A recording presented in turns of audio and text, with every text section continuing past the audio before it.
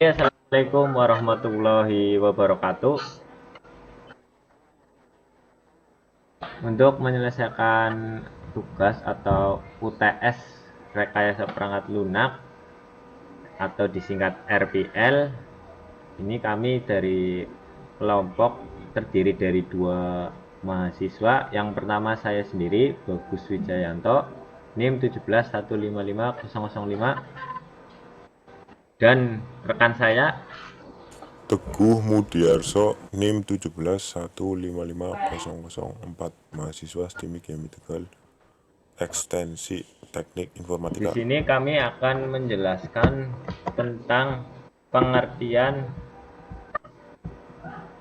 fungsi,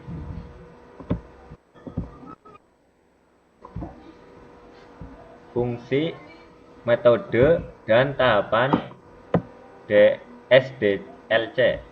Yang pertama, SDLC ini kependekan dari System Development Life Cycle, atau dalam bahasa Indonesia disebut siklus hidup pengembangan sistem. SDLC digunakan untuk membangun suatu sistem informasi agar dapat berjalan sesuai dengan apa yang diharapkan.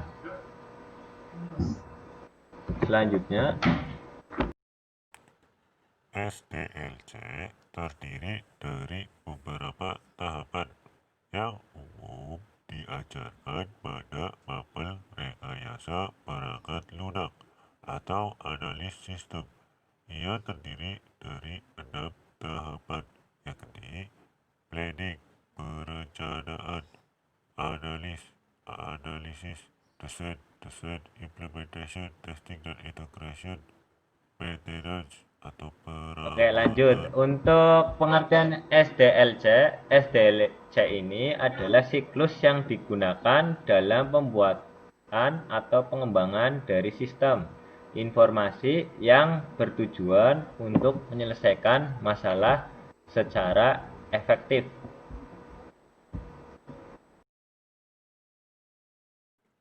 Fungsi SDLC dilihat dari berbagai sisi. SDLC memiliki banyak fungsi, antara lain sebagai sarana komunikasi antar tim pengembang dengan pemegang kepentingan. SDLC juga berfungsi membagi peranan dan tanggung jawab yang jelas antar pengembang, desainer, analis bisnis, dan manajer proyek. Fungsi lain dari SDLC ialah dapat memberikan gambaran input dan output yang jelas dari suatu tahap menuju tahap selanjutnya. Tahapan SDLC. SDLC berisi tahapan yang dikembangkan untuk tujuan tertentu. Berikut ini tujuan tahapan yang harus dilewati. Yang pertama ini ada tahapan analisis sistem. Tahapan yang kedua yaitu tahapan perancangan sistem. Tahapan analisis ini terdapat tahapan yang pertama yaitu analisis sistem. Pada tahapan ini sistem akan dianalisis bagaimana akan dijalankan nantinya. Hasil analisis berupa kelebihan dan kekurangan sistem, fungsi sistem, hingga pembaruan yang dapat diterapkan. Untuk tahapan yang kedua, tahapan perancangan sistem. Setelah persyaratan dipahami, perancangan dan pengembangan dapat mulai mendesain software. Tahapan ini akan menghasilkan properti dan beberapa output lain meliputi dokumen berisi desain, pola, dan komponen yang diperlukan untuk mewujudkan tersebut. Tahap pembangunan sistem. Pengembangan sistem ialah tahap di mana rancangan mulai dikerjakan, dibuat, atau diimplementasikan menjadi sistem yang utuh dan dapat digunakan. Jika diibaratkan penggunaan, tahap ini merupakan tahap membangun. 4. Tahap pengujian sistem.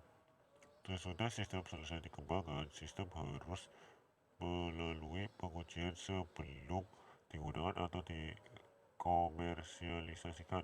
Tahap pengujian sistem harus dijalankan untuk mencoba apakah sistem yang dikembangkan dapat bekerja optimal atau tidak.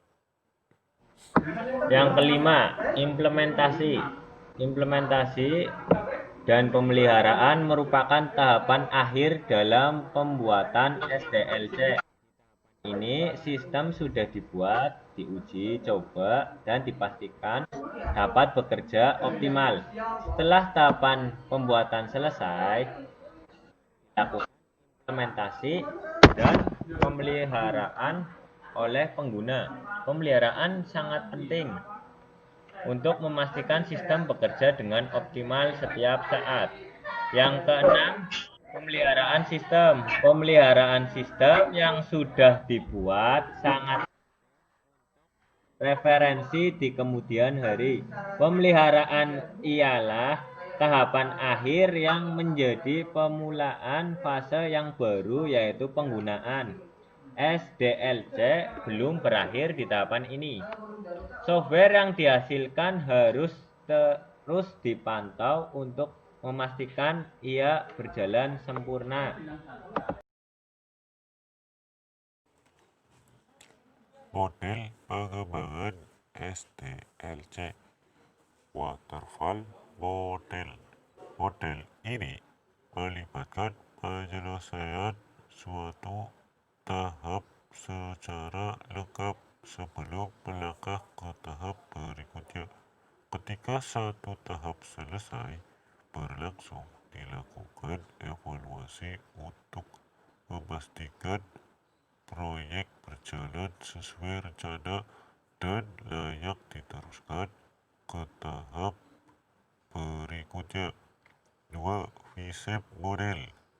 Model ini fokus pada proses eksekusi dengan cara berurutan, hampir sama dengan model waterfall, tetapi lebih menekankan pada tahap pengujian. Prosedur menguji pada model ini bahkan ditulis sebelum kode Yang program ketiga, model ini melibatkan beberapa siklus.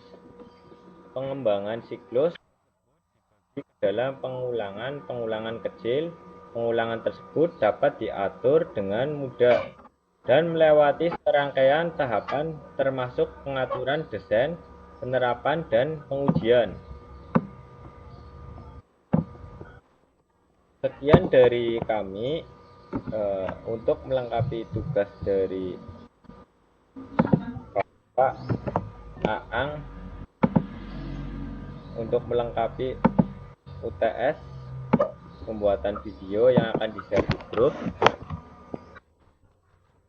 Mohon maaf jika dari kami ada salah maupun berbeda. Wassalamualaikum warahmatullahi wabarakatuh.